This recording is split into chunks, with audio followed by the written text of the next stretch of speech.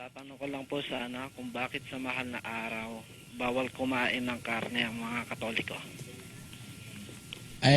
Alam mo kasi, yung pag hindi pagkain ng karne, utos yun ng Iglesia Katolika sa mahal na araw. Hindi naman utos yun ng Diyos eh.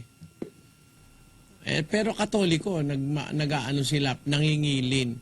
Meron kasing sinabi rito sa unang Timoteo 4:1 ganito. Ngunit hayag na sinasabi ng Espiritu na sa mga huling panahon, ang iba ay magsisitalikod sa pananampalataya at mga kikinig sa mga espiritong mapanghikayat at sa mga aral ng mga demonyo.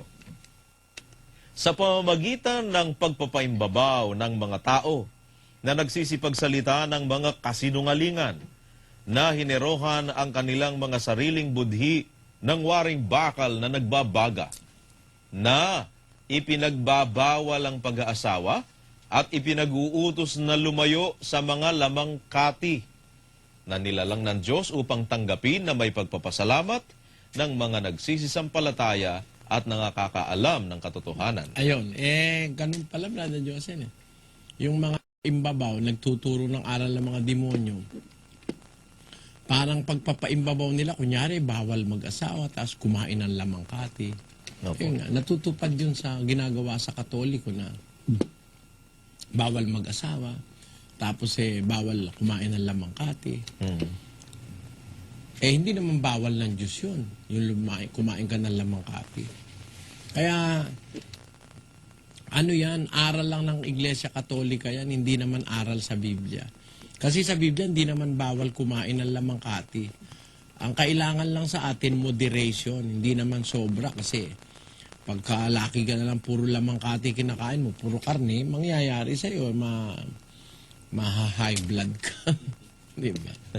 Maraming na idudulot na sakit yung pagkain ng lamang kati, Brother Joseph. Pangunahin na dyan yung pagtaas ng ano mo. Akala mo, tinan mo mga Amerikano, marami sa Amerikano meron tinatawag na scoliosis. At saka yung pagkaano ng buto, pagiging brittle ng buto. Ano nga ang tawag nila ron? Osteoporosis. Alam mo kung bakit? Ano po ang sanhi? Ang American Society kasi ay Society of Meat Eaters. They consume so much meat the whole year round. Ngayon, yung pagkain ng karne, yung byproduct kasi ng protein, ang mga excesses dyan, nagpo-produce ng maraming uric acid, nakakasira sa bato. Yung creatinine, yan, mga ano yan, mga product ng pagkain ng maraming protein o karne. Yung cholesterol. Maraming consequences yung pagkain ng puro karne. Kaya napakasama sa tao na puro karne kinakain. Kaya dapat siguro kung kakain ka man ng karne, kung bagaman hindi bawal, in moderation. Diba? Once a week, kalimbawa. 10 piraso nakakain ka. Pero mas marami dapat kain. Gulay, prutas, mga hilaw na pagkain. Yung alkaline food, hindi puro acidic. Yan po. Ngayon, sa Biblia, hindi bawal yung pagkain ng karne. Kaya lang, tinuturuan tayo na maging mapagpigil. Huwag tayong magpaka-indulge ng pagkain ng maraming karne. Sabi rin ng Diyos yun. Huwag ka makikisama sa mga mayayamo. Basahin nga natin yung kawikaan. Ito po ang nakasulat sa mga mayayamong mangangain ng karne. Ayan po'y 23:20. Huwag kang mapasama sa mga mapaglango, sa mga mayamong mangangain ng karne. Ayun. Ayaw ng Diyos na ang mga lingkod niya sumama dun sa mga mapaglango. Yung ba yung mga drinking spree palagi at lamunan ng pulutan karne. Ayun. Bawal ng Diyos yun sa mga lingkod niya. Kasi alam ng Diyos masama sa katawan niyang alak, masama pa rin ang karne. Pinagsama. Lalo pa. Kasi yung alak, ang pahirapan mo ron yung atay mo Opo. Saka yung baga mo. Yung karne naman, pahihirapan mo yung bato mo at saka yung iyong yung iyong atay. Brother Joseph. Neutralizing the poison and the toxins that are in meat. Halimbawa, yung mga karne ngayon na pinalaki yung mga baboy sa mga antibiotics at saka sa mga mga hormones.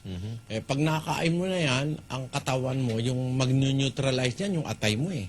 Ayun. Kaya ang burden atay ang na yung atay, burden pa yung kidney. At tapos, kumakain ka ng kain ng karne, nadideprive yung katawan mo ng calcium. Kasi kailangan yung calcium pag tinutunaw yung karne. Pagka kain ka ng kain ng karne, nadideplete yung calcium ng katawan mo, humihina ang buto mo. Kaya nagkakaroon ng mga osteoporosis. Maraming mga side effects yung pagkain ng maraming karne. Kaya ang utos sa atin ng Diyos sa 2 ng Tito, versikulo 12, na nagtuturo sa atin upang pagtanggi natin sa kalikuan at sa mga kahalayan ng sanglibutan ay marapat mabuhay tayong may pagpipigil at matwid at banal sa panahong kasalukuyan ng sanglibutang ito. Dapat tayo mabuhay in moderation, pagpipigil. No? We have to live soberly, righteously, and godly in this present world. Yun ang utos. Ano na nga yung tanong niya?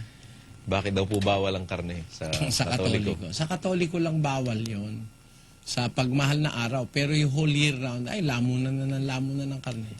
Wala naman sa utos ng Diyos yung bawal pagmahal na araw. O Biyernes